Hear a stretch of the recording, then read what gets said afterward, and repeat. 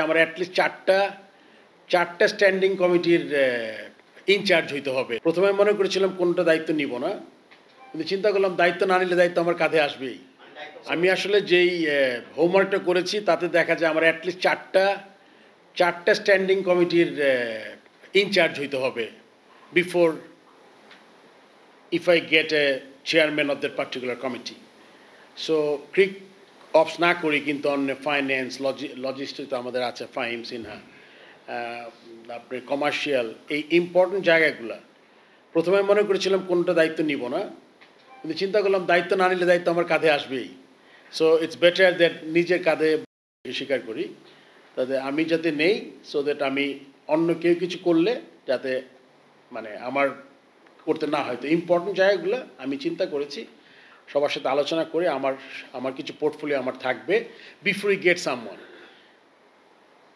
এটি এখন প্ল্যান এই মুহূর্তে, অ্যান্ড আমরা যত তাড়াতাড়ি সম্ভব করতে পারি সেটা আমাদের জন্য ভালো হবে।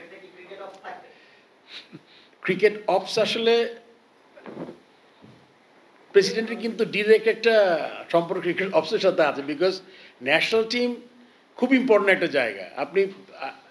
আমি যদিও আমার কাজে আমি ন্যাশনাল টিমকে অবশ্যই ইম্পর্টেন্স দেই, বাট আমার মনে হয় আমার কাজটা আমি উপর থেকে না, নিচ থেকে শুরু করতে চাই।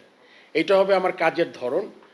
নিচ মানে কি, যেটা হলো গিয়ে গ্রাউন্ডস, প্লেয়ার্স, মানে যেখান থেকে প্লেয়ার আসবে, পাইপলাইন, কেননা আপনারা তো সবাই ন্যাশনাল টিমের দিয়ে ফোকাস আছেন। সো ন্যাশনাল টিমে খুব বেশি কিছু মানে অনিয়ম হওয়া ডিফিকাল্ট, বিকজ এত ফোকাস ওখানে।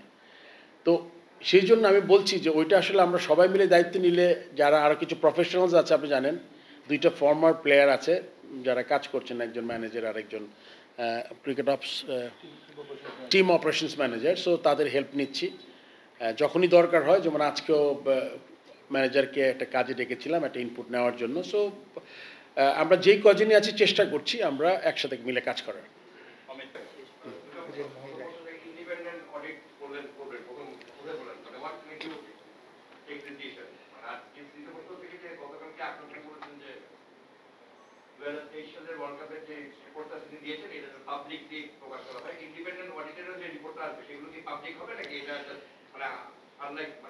কিছু ডিফারেন্ট হবে এবার, বিকজ আপনি তো মানে জানতে হবে তো, একটা তো রেজিম চেঞ্জ হয়েছে, এখন এটা করতেই হবে।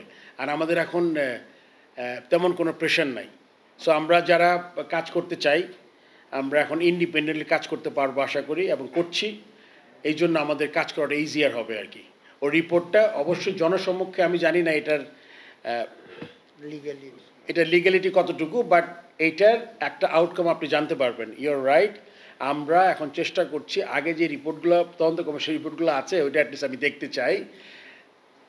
লাস্ট টাইম হাতুড়ে মানে লাস্ট ওয়ার্ল্ড কাপের একটা রিপোর্ট ছিল, তার আগে আরও একটা দুটো রিপোর্ট ছিল। আমি আজকে সিইওকে বলেছি যে এই রিপোর্টগুলো আমি দেখতে চাই কী আছে ওই রিপোর্টগুলোতে।